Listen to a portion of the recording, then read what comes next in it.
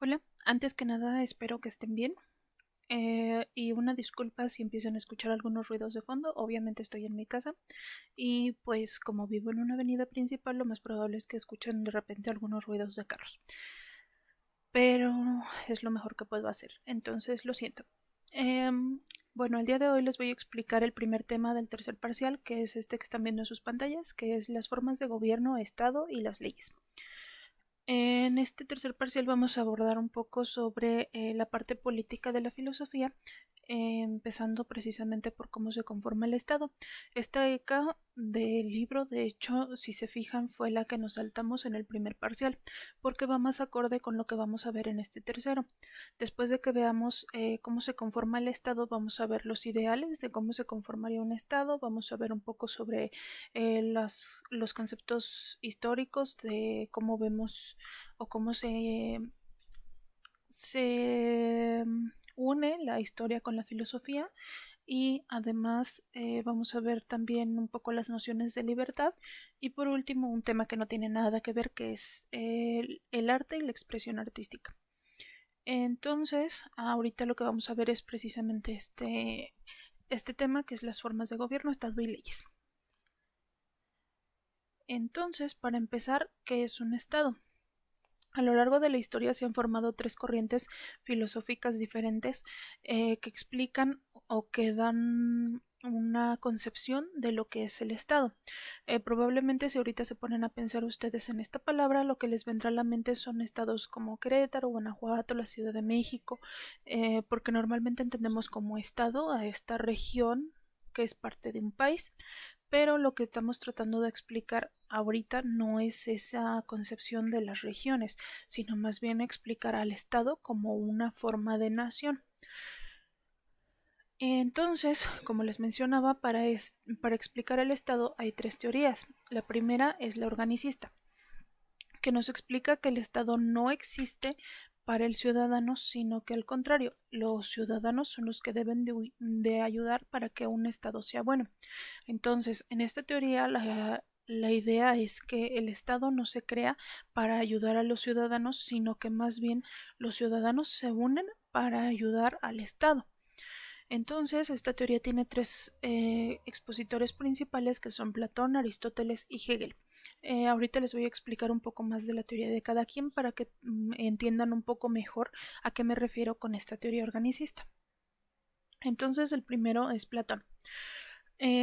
Platón nos explica que el Estado surge como una necesidad del hombre de satisfacer sus necesidades.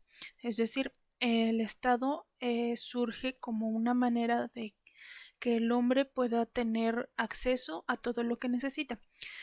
Entonces, él decía que no era como tal que nos uniéramos como grupo humano para, para formar política o para hacer alguna otra cosa, sino que más bien teníamos una necesidad de satisfacer todo lo que nuestro cuerpo nos pide, como es el hambre,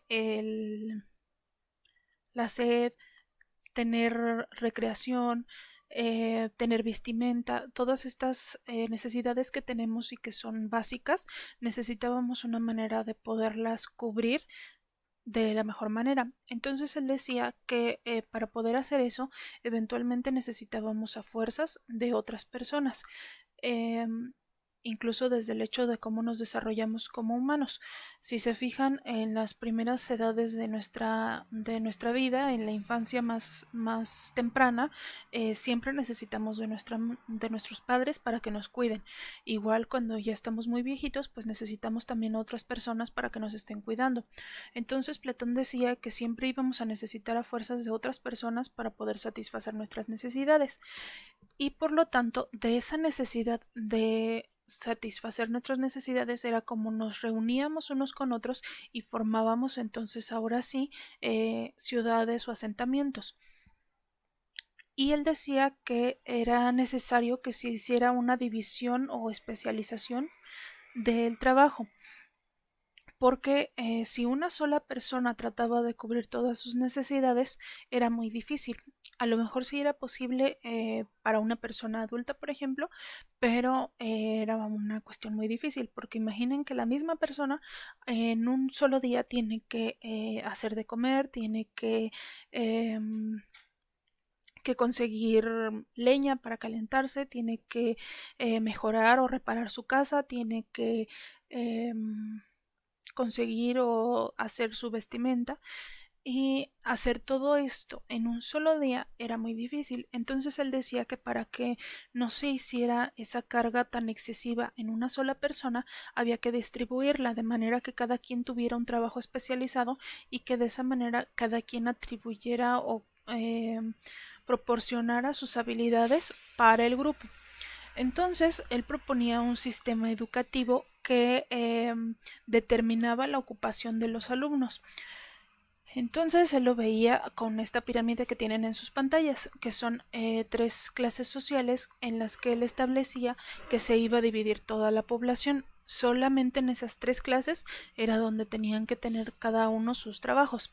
Él decía que la base de esta sociedad eran los productores, que eran personas a las que simplemente se les daba una educación básica en las que se les enseñaba a trabajar las cosas más eh, laboriosas manualmente, pero más sencillas en cuanto a que no requerían tanto razonamiento. Entonces a los productores se les daba solamente una educación que era básica y simplemente se les enseñaba su oficio y se les educaba para que ejercieran solamente ese oficio. Entonces los productores iban a ser los únicos que iban a estar produciendo riqueza y por lo tanto eran los únicos que tenían derecho a tener propiedades y también a tener familia, porque se creía que los estratos más arriba, es decir, los guardianes y los filósofos, lo ideal era que no tuvieran ningún impedimento que les pudiera entorpecer sus funciones. Entonces él decía que solamente los productores, que eran los que podríamos llamar como obreros, solamente ellos eran los que iban a tener derecho a tener tanto propiedades como familia, porque eran los únicos que tenían esa posibilidad de desapegarse o de poder estar con su familia en un tiempo y también tener tiempo para poder ejercer su ocupación. La siguiente clase, que son los guardianes, él decía que eran como una especie de policías, es decir, son aquellas personas que nos van a cuidar a la sociedad y que van a cumplir las funciones de vigilancia y de hacer efectivas las leyes. Cabe recordar que los griegos en realidad no tenían un sistema legal tan establecido. Las leyes como tal, su origen no es el griego, sino el romano. Pero aún así los griegos, pues como en todas las agrupaciones y en todas las sociedades, tenían algunos reglamentos establecidos. No quiere decir que se estaban llevando a cabo las convivencias con leyes tan establecidas como las que tenemos hoy en día, pero sí tenían algunos lineamientos que había que respetar. Entonces, los encargados de hacer respetar esas leyes eran precisamente los guardianes. Y por último, si llegaban al grado máximo de educación y demostraban que tenían las facultades de razonamiento como para poder ser superiores a los demás, entonces se les daba la educación para ser filósofos. Por lo tanto, Platón creía que lo ideal era que solo los filósofos fueran realmente quienes exigieran el cumplimiento de las leyes y que a su vez ejercieran el cargo de gobernantes. Entonces él no creía en que hubiera un solo gobernante o que hubiera solo un grupo determinado, sino que más bien él creía que lo ideal era que los filósofos, cualquiera que sea su número, cualquiera que sea este la densidad de filósofos que hubiera en una población, las personas que tuvieran esa preparación eran los ideales para poder gobernar.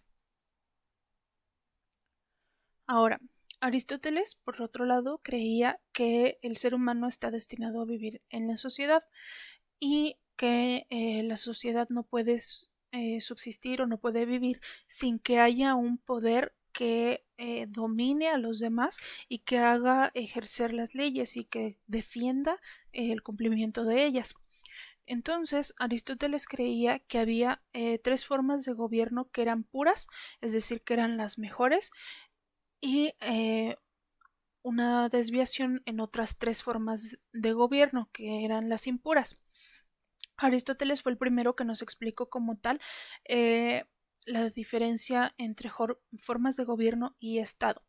Él decía que un Estado entonces era la agrupación de personas que tenían en común características y que formaban una sociedad y que a su vez tenían una autoridad que hacía ejercer las leyes que establecían unos con otros. Entonces, él decía que las formas de gobierno, por el contrario, es simplemente la manera en la que vamos a establecer quién es el gobernante. Entonces, como les mencionaba, tenía esta diferencia entre las formas puras e impuras. Primero decía que la primera forma de gobierno iba a ser la monarquía y él establecía estas formas de gobierno como si fueran un ciclo constante. Decía que primero en las sociedades lo normal era que primero tuviéramos un gobernante que fuera el más fuerte, como veíamos en el principio de las clases, o que fuera quien mostrara más habilidades o quien tuviera más poder de convencimiento, como sea, pero siempre empezábamos por un solo gobernante. Y eventualmente esto se iba desviando o desvirtuando hasta que llegábamos a la tiranía. Entonces, en la monarquía se refiere simplemente a que hay un solo gobernante, es decir, la forma de gobierno es simplemente que el que decide o el que toma las decisiones del Estado es el único gobernante, que es el monarca o el rey, el emperador, como lo quieran llamar, pero tiene que ser solo uno. El problema es que al haber solo uno, lo más probable es que eventualmente ese uno trate de imponer su voluntad a todos los demás. Entonces, si este uno va a ser superior y siempre va a estar arriba de los demás y los demás tenemos que obedecerle, eventualmente este uno se iba a volver caprichoso de cierta manera y al querer imponer su voluntad sin tomar en cuenta a todos los demás, entonces se convertía en tiranía. Y esta tiranía está caracterizada porque sigue siendo un solo gobernante, pero a diferencia de la monarquía, en la monarquía es un gobierno en el que eh, el rey o quien está al mando toma en cuenta las necesidades de su pueblo y aunque él es el único que toma las decisiones, de todas maneras trata de tomar en consideración las condiciones en las que vive su pueblo para gobernarlos de una mejor manera. En cambio, un tirano no lo hace. Al tirano simplemente le importan sus intereses y lo que él quiere. Entonces, él creía que eventualmente siempre la monarquía se derivaba o se desviaba hacia una tiranía porque eventualmente esa persona se volvía egoísta. Y lo podemos ver a lo largo de la historia. Normalmente, si se acuerdan de sus clases de historia, la mayoría de los países que tuvieron una monarquía, precisamente esto fue lo que les pasó. Llegaron al punto en el que sus gobernantes perdieron tanto ese sentido de unidad con su pueblo que eventualmente se volvieron tiranos y imponían su forma de pensar y sus decisiones a todo el pueblo sin tomar en cuenta qué era lo que ellos querían o necesitaban. Entonces Aristóteles dice que cuando llega a ese punto que es tan difícil para los gobernados sentirse parte de su estado y unidos con su gobernante, que eventualmente hay una revolución o un golpe de estado en el que se tira al monarca, al gobernante o al tirano y para hacer una especie de transición se, se busca o se trata de imponer como gobernantes ya no a una sola persona, sino se buscan grupos pequeños. Por ejemplo, en México, si se acuerdan, después del virreinato, que fue lo más cercano que tuvimos a la monarquía, tuvimos después un gobierno por medio de un triunvirato, es decir, teníamos 3 personas. A eso se le llama oligarquía, aristocracia, que es el gobierno de unos pocos, es decir, el de algunas personas que determinamos que por algunas condiciones son superiores de los demás y entonces ellos van a ser los gobernantes. También lo pueden ver, por ejemplo, en algunas historias normalmente les relatan que en los pueblos tenían un gobierno de un grupo de sabios o de gente con algunas capacidades en particular, que ellos eran los gobernantes, pero no era que solo fuera una sola persona o que fueran todos, sino que nada más eran solo un grupo pequeño. Esto es la aristocracia, el gobierno de algunos pocos. Entonces, Aristóteles creía que pues cuando pasábamos de la tiranía de tumbar a nuestro tirano a la aristocracia, lo hacíamos como una especie de transición, porque este grupo de unos cuantos eventualmente iban a tener un problema entre ellos o iban a tratar de establecer como si ellos fueran una clase superior a todos los demás, creerse más, y entonces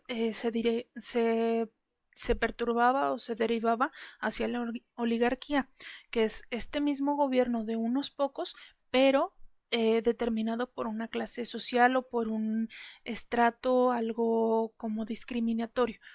Entonces, él decía que cuando llegábamos de la aristocracia a la oligarquía era porque este grupo ya se sentía con demasiado poder y trataba de imponer que su grupo era el mejor y que todos los demás no valíamos.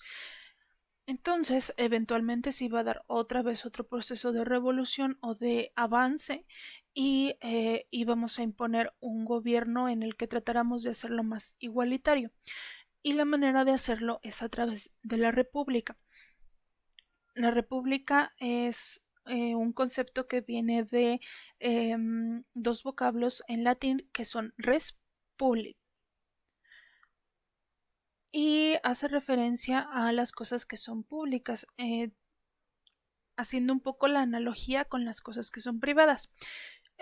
Aristóteles lo que decía era que así como tenemos un poder de decisión sobre nuestras cosas porque son nuestras propiedades, también deberíamos de tener poder de decisión sobre las cosas que son públicas y que nos afectan a todos. Entonces ya no limitar las decisiones a que las tome una sola persona o algunas, sino que las tomemos entre todos. Y entonces es cuando se da paso a la república, que es este gobierno de todos, es decir, en el que todos los ciudadanos nos veríamos involucrados en la toma de decisiones y en la creación de políticas públicas. El problema de esta república es que eventualmente nos desviamos hacia la democracia. Probablemente ustedes han escuchado hablar de este término porque nuestra República Mexicana es, como lo acabo de mencionar, tanto una república como democrática. ¿Cuál es la diferencia entre las dos cosas? En la república se trata de que todos intervengamos en las decisiones de Estado, en las políticas públicas de nuestra nación y que de esa manera se tomen en cuenta las opiniones de todos y cada uno de nosotros para poder tomar una decisión mejor. En la democracia es un proceso diferente. La democracia implica que las decisiones no las tomamos entre todos y cada uno, sino que se toman por una representación de la mayoría.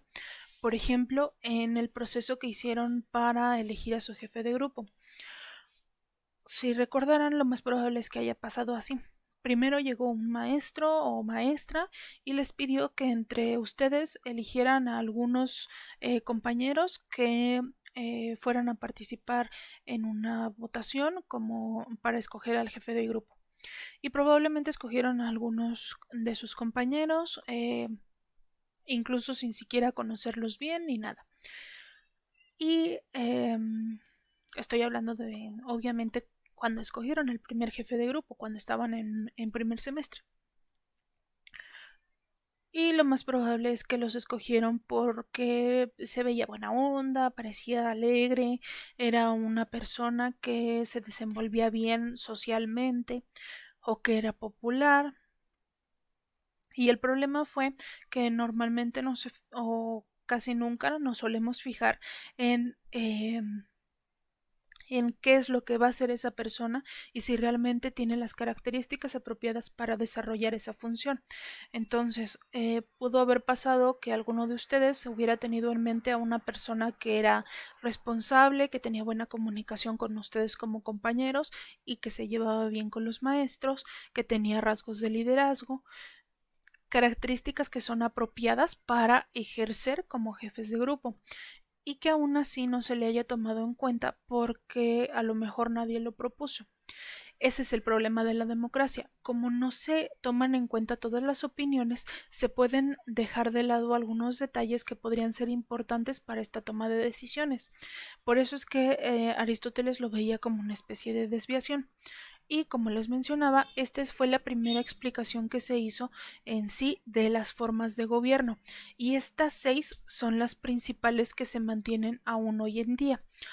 Hoy en día a lo mejor podríamos agregar si acaso la dictadura porque es una especie de tiranía pero que no se origina necesariamente en la monarquía sino que a veces se origina en la democracia o en la república, como hemos visto en los casos de Venezuela, por ejemplo, que eran una república independiente y aún así ahora tienen a un dictador.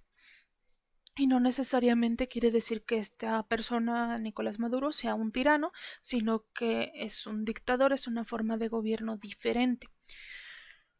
Pero a grandes rasgos, estas 6 formas de gobierno son las que se mantienen a lo largo de toda la historia, por eso me detengo tanto en explicarlo. Ahora, Hegel, que es el último exponente de esta teoría organicista, nos decía que había 4 formas de gobierno que eran también como una especie de ciclo, pero él decía que el ideal de un Estado era buscar el bienestar y la libertad de los individuos que lo conforman. Entonces él decía que históricamente teníamos este ciclo que ven en sus pantallas que empezaba por la fase absolutista, que es haciendo la semejanza un poco con lo que decía Aristóteles, los estados monárquico y tirano, es decir, esa parte en la que el gobernante se impone de sus puntos de vista y sus políticas públicas a su gusto y trata de que solo su forma de pensar sea la que se tome en cuenta. Después, él decía que eventualmente va a haber una revolución porque pues no podemos vivir con nuestra libertad tan restringida como en un estado absolutista y entonces íbamos a pasar a un proceso de liberalismo y un poco de anarquía, en la que no íbamos a tener unas leyes como tal y entonces íbamos a poder hacer lo que quisiéramos porque ya nos habíamos librado del estado absolutista. El problema de esto es que si cada quien hace lo que quiere, entonces no hay una manera de mantener un orden y de mantener el bienestar. Por eso había que avanzar de la etapa liberal porque si bien ya teníamos la libertad que necesitamos como humanos, también necesitábamos un estado de bienestar que no se mantiene en el estado liberal. Entonces había que avanzar a una forma de estado democrático en el que todos pudiéramos participar de las decisiones públicas y de esa manera poder llegar a acuerdos de convivencia que nos permitieran seguir avanzando y tener una calidad de vida que fuera suficiente para todos. Y por último, si esto salía bien, entonces llegábamos a un estado ético en el que ya no era tan necesario que estuviéramos todo el tiempo fijándonos normas, sino que más bien llegábamos a un punto en el que estábamos tan conscientes de las normas que tenemos que podíamos ya no estarnos imponiendo leyes a fuerza, sino que todos buscamos mantener que todo sea bueno y que todo sea correcto para poder seguir conviviendo unos con otros. Pero Hegel también creía que esto era un ciclo, como les mencionaba en un principio, es decir, que no nos podíamos mantener siempre en el estado ético. Él creía que como humanos eventualmente llega el punto en el que tenemos tanto bienestar y tanta libertad que queremos más y más y más y más, lo que genera que eventualmente lleguemos al libertinaje y que entonces para volver a restablecer el orden se imponga otra persona y llegue otra vez el estado absolutista, y de esta manera se completaba el círculo, es decir, se hacía un ciclo sin fin en el que estábamos avanzando y siempre buscando estas dos cosas, la libertad y el bienestar. Ahora, la segunda teoría es la concepción contractual. Esta teoría nos explica que el Estado es una creación de las personas, eh, es decir, los estados son una reunión de gente, pero que se asocia o se junta por un acuerdo mutuo y que entonces el Estado lo que busca es un sentido de justicia, o bueno, su función es ejercer las leyes y buscar el bienestar de la comunidad, de los individuos que la conforman. Esta teoría tiene cuatro principales expositores que son Cicerón, Maquiavelo, Hobbes y Rousseau. Entonces les explico el primero. Cicerón, su planteamiento era muy básico y se resume en esta frase, él veía el Estado como una reunión de gente asociada por un mutuo acuerdo para observar justicia y una comunidad de intereses. Es decir, él creía que el Estado, su función básica, era tratar de imponer un sistema de justicia y también buscar los intereses mutuos de las personas que lo conforman. Y ya, no tiene mayor chiste. Pero los siguientes tres sí tienen su diferencia y su explicación. El primero es Nicolás Maquiavelo. Él creía que el Estado era un ordenamiento político que su principal función era garantizar la paz en una nación. Es decir, él no creía que necesitáramos o que el Estado necesitara garantizar el bienestar de las personas que lo conformaban. Él veía como principal objetivo del Estado el lograr encontrar la paz entre sus miembros de esa nación. Entonces, Maquiavelo escribió un libro que es muy importante en la historia de la filosofía, que es El Príncipe. Y en él explicaba que todo estado debe de regirse por una sola persona, que es el príncipe, y que este príncipe debe de asegurarse de imponer las leyes para asegurar que sus políticas, sus ideologías se respeten y garantizar que la sociedad o que el Estado que está gobernando se mantenga en un orden.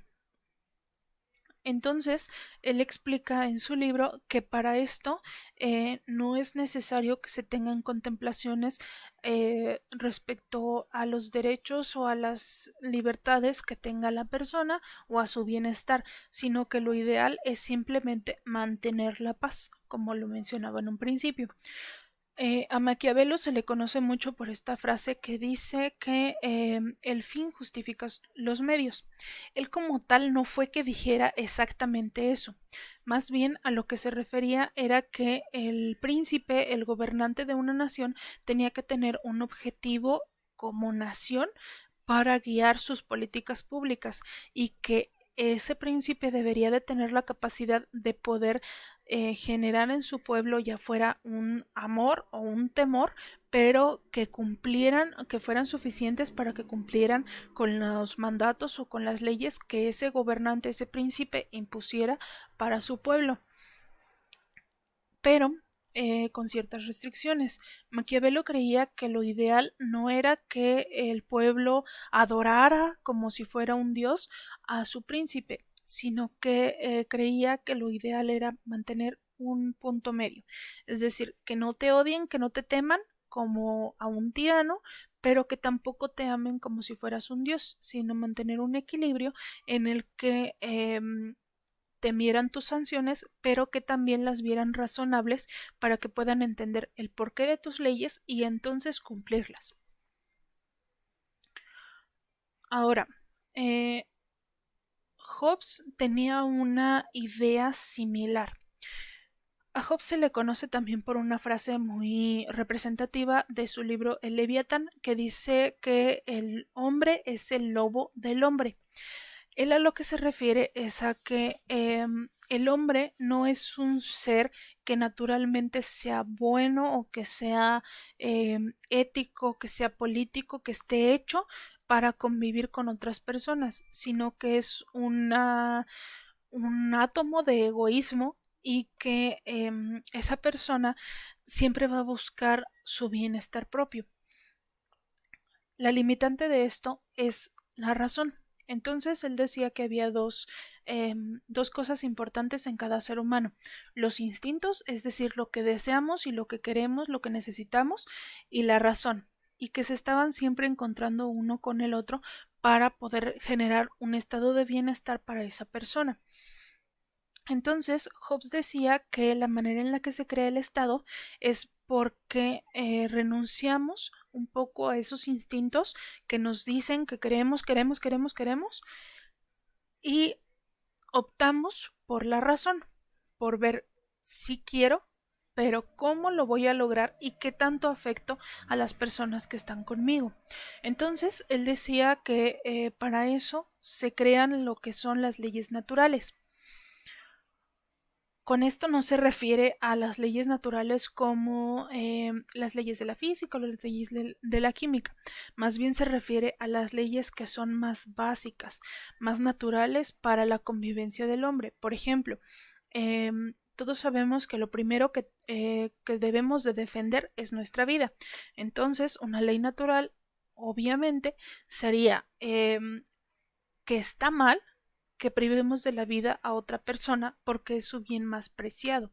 Entonces, hablando de bienes, pues también la propiedad sería una ley natural, es decir, la protección a la propiedad privada sería una ley natural, por decirlo así, porque debemos de defender lo que, o es natural para nosotros defender lo que es nuestro. Y de esa manera se iban formando las leyes naturales, que son las reglas más básicas de una convivencia entre seres humanos. Pero además él decía que para que estas leyes fueran realmente válidas y que realmente se fueran a ejercitar dentro de un grupo de personas, se necesitaba de un poder que obligara a respetar estas leyes. Retomando un poco su frase icónica, en la que él decía que el hombre era el lobo del hombre, esto nos refiere a que siempre nos vamos a estar atacando uno con el otro porque siempre se van a encontrar nuestros intereses. Entonces él decía que para que no haya esta lucha de siempre encontrar nuestros intereses, tenía que haber alguien más fuerte que llegara y nos impusiera las leyes naturales y que se respetara ese derecho de la otra persona. Entonces él creía que naturalmente o nosotros de una manera simple, sin influencia externa, no éramos capaces de poder respetar el derecho del otro, sino que necesitábamos a fuerza alguien más, a fuerza alguien arriba que nos impusiera que esas leyes se tenían que respetar.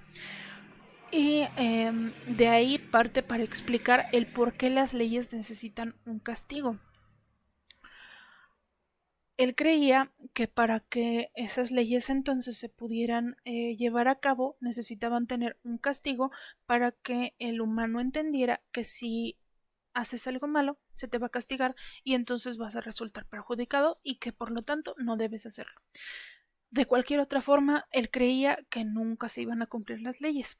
Entonces, para Hobbes, el Estado era un representante de cada uno de los miembros que lo integraban.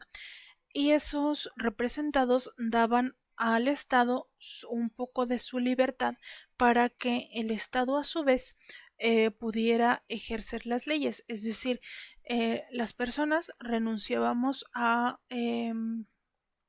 ejercer la violencia, pero a cambio de que el Estado fuera quien la ejerciera. Es decir, yo te doy mi libertad de pegarle a la persona que me acaba de pegar, pero a cambio tú tienes que defenderme y pegarle a él, porque tú eres el Estado y tú eres quien debe de proteger las leyes. Entonces, él creía, como último elemento de su teoría, que solamente el Estado era quien debería de tener el uso de la violencia. Los individuos deberían de hacer denuncias o de pedirle a la autoridad que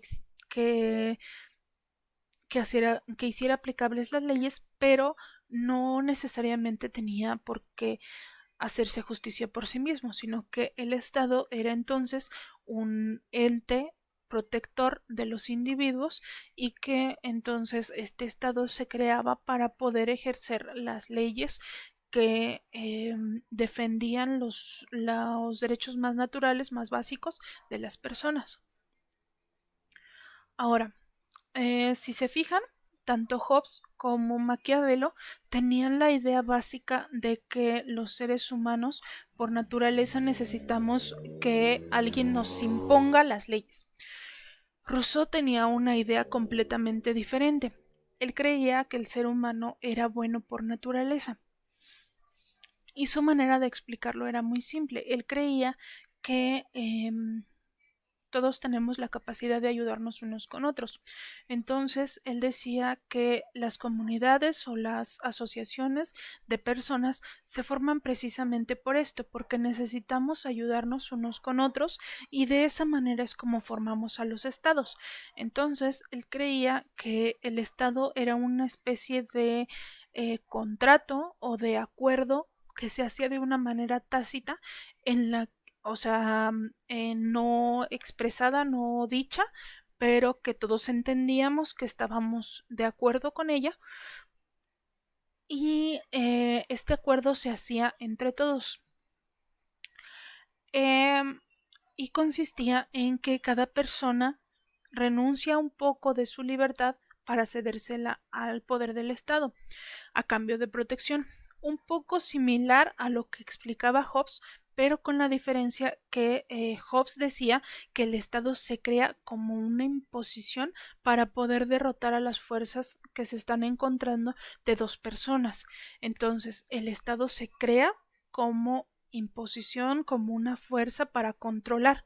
Y Rousseau, por el contrario, decía que este estado no se formaba para controlar esos impulsos, esos instintos que teníamos de matarnos unos con otros, sino más bien como una unión de todos para poder colaborar y poder unirnos de tal manera que se respeten las leyes, pero ayudándonos unos con otros.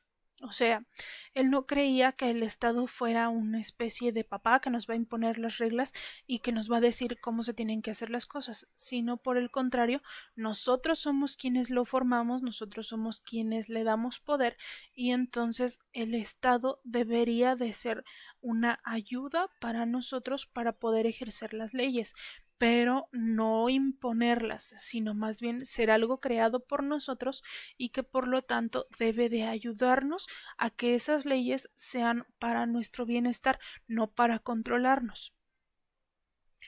Entonces, estos tres autores tienen visiones muy diferentes de lo que es el ser humano. Si se fijan, como les mencionaba, tanto Maquiavelo como Hobbes ven un poco al ser humano como naturalmente malvado, es decir, como un ser al que se le tiene que controlar porque si no se van a destruir unos con otros. En cambio, Rousseau nos ve como un ser bueno que simplemente trata de sobrevivir y de buscar la mejor manera de estar conviviendo con sus semejantes, pero no de una manera agresiva, sino ayudándoles. La última teoría que nos explica el Estado es la teoría formalista. Esta teoría es un poco más apegada hacia lo que es las leyes. Nos explican que el Estado es una sociedad políticamente organizada en la que se une una comunidad por medio de un sistema de leyes que viene a ser el derecho. Sus principales exponentes son Max Weber, Hans Kelsen y George Jelinek. Entonces, esta teoría formalista lo que nos explica es que el Estado está conformado de varios elementos. La teoría en general nos dice que son 3 elementos básicos, pero de acuerdo a los autores va variando.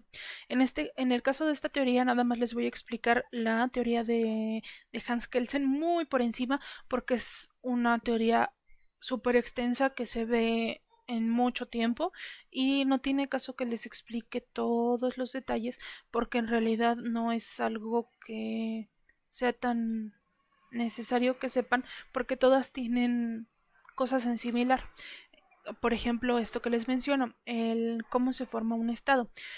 La teoría formalista nos explica que se forma a través de elementos. Como les mencionaba, los 3 principales son 3, que son el pueblo, el territorio y la soberanía.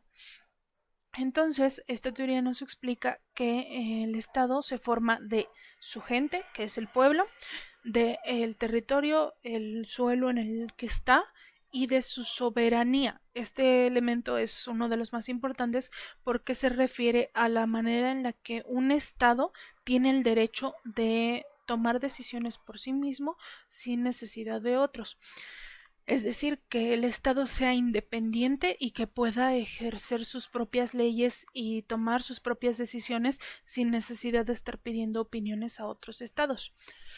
Entonces, esta teoría formalista nos explica que es un conjunto que el Estado es un conjunto de instituciones que se unen para regular y ordenar a la sociedad para garantizarles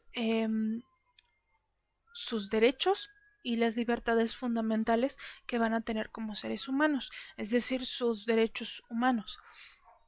Entonces, para esta teoría también es importante que la única entidad que va a tener un uso legítimo de la violencia va a ser el Estado, igual que como veíamos con Hobbes y con Rousseau. Pero esta teoría está basada sobre todo en las leyes, entonces ellos creen que sí es necesario o sí es el único que puede ejercer la violencia el Estado, pero solamente a través de la ley. Recuerden que la teoría formalista lo importante es la ley, entonces siempre que se vaya a ejercer la violencia tiene que ser a través de una ley. Si no hay un delito, si no hay una ley que establezca que el Estado puede ejercer la violencia, entonces no debería de ser posible.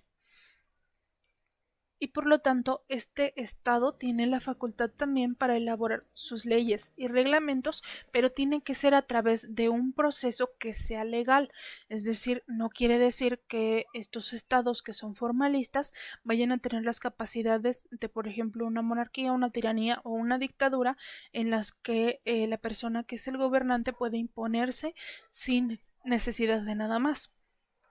Por el contrario, los estados formalistas se caracterizan porque antes de poder ejercer su facultad para autodeterminarse, es decir, para ponerse leyes o para ponerse ciertas decisiones de importancia nacional, antes de poder hacer eso necesitan que haya una ley que los faculte. Entonces, el primer expositor, o bueno, el único expositor que les voy a explicar de esta teoría, que es Hans Kelsen, es el más importante de todos. A partir de él, en realidad es donde se explica toda la teoría del derecho. Este señor es súper importante para el derecho porque fue la primera persona que trató de explicar la prevalencia o un sistema en el que las leyes tuvieran también un orden entre sí, que es la pirámide que están viendo en sus pantallas, pero ahorita se las explico.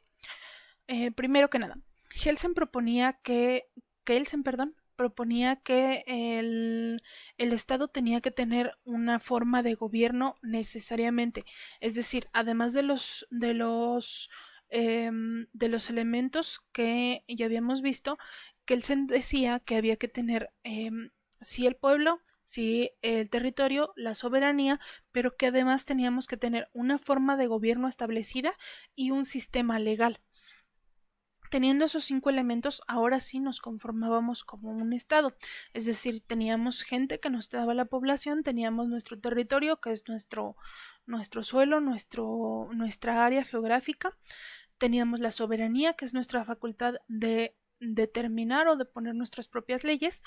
Teníamos también una forma de gobierno, es decir, podríamos determinar si somos una república, si somos una monarquía, si somos una oligarquía, si somos una democracia, etcétera. Y también que tuviéramos un sistema legal.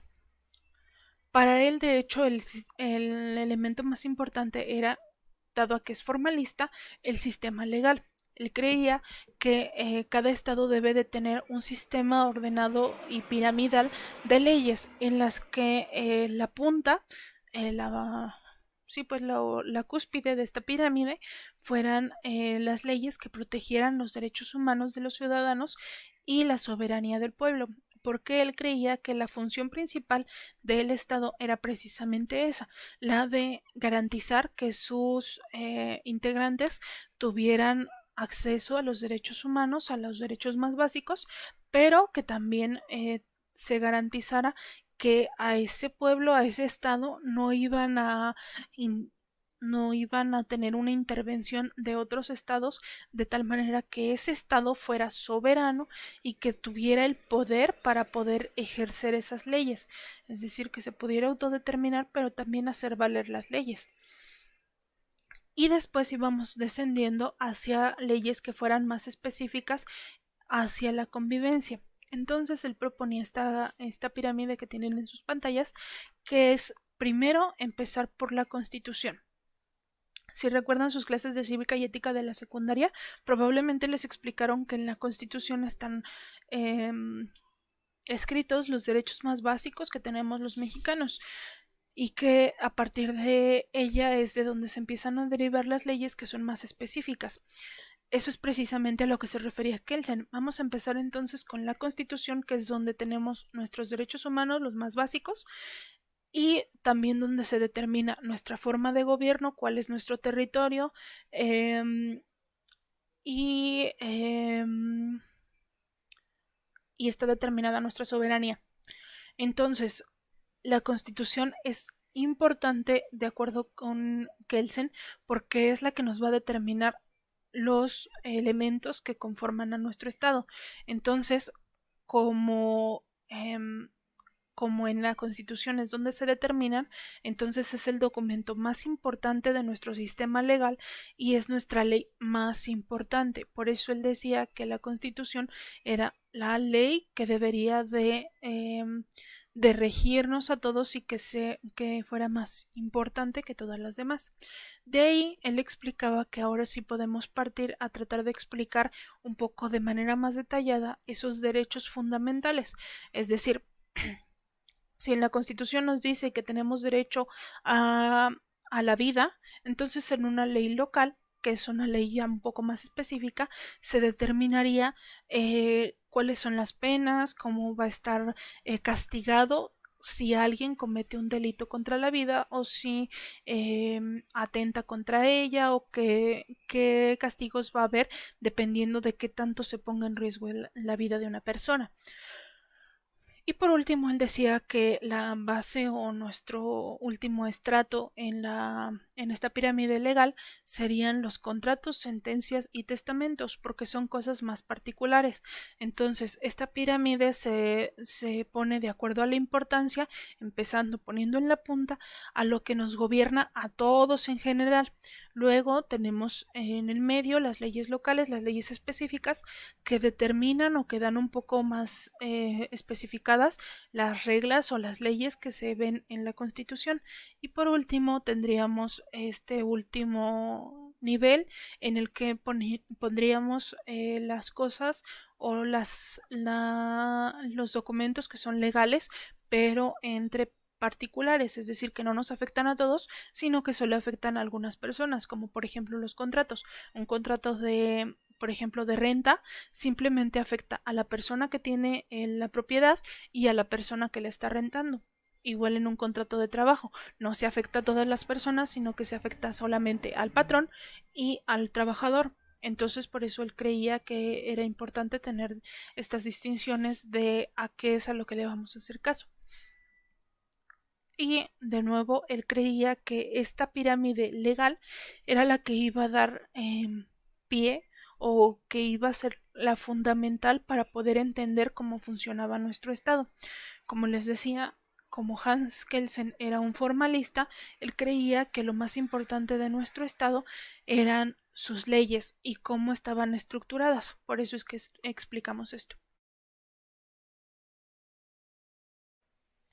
Entonces, recapitulando un poco, la concepción organicista nos dice que el Estado se conforma no para el ciudadano, sino que el ciudadano necesita del Estado y por eso se conforma. Entonces, el ciudadano necesita o tiene que colaborar con las funciones del Estado para que éste siga funcionando y que entonces le provea los beneficios que ya mencionamos. En cambio, en la teoría contractual se cree que el Estado se crea porque los individuos quieren, por una noción en la que entonces vamos a unirnos unos con otros, pero porque queremos y entonces damos paso a la formación del Estado. Pero no es que lo necesitemos, sino que lo formamos porque queremos, para obtener los beneficios, pero lo formamos nosotros por iniciativa y porque nosotros queremos que se forme ese Estado, no porque lo necesitemos como en la teoría organicista. Y por último, en la concepción formalista, el Estado se forma a través de las leyes. Entonces, se forma porque una comunidad, eh, una agrupación de humanos se unen y empiezan a formar leyes y entonces es como se forma el Estado, haciendo leyes y por lo tanto para la concepción formalista lo que importa son las leyes. Entonces, en la organicista importa el Estado, en la contractual importa el individuo y en la formalista lo que importa es la ley que conforma el Estado. Hasta aquí es el tema de hoy, entonces si tienen alguna duda les dejo los mismos medios que ya teníamos pactados, que son el correo electrónico, pueden mandarme un mensaje privado en Classroom o escribirme en Facebook. Voy a deshabilitar Discord porque sinceramente pues no se están metiendo y pues es un sinsentido tenerlo todavía. Y es todo por hoy. Que tengan buen día y cuídense mucho. Adiós.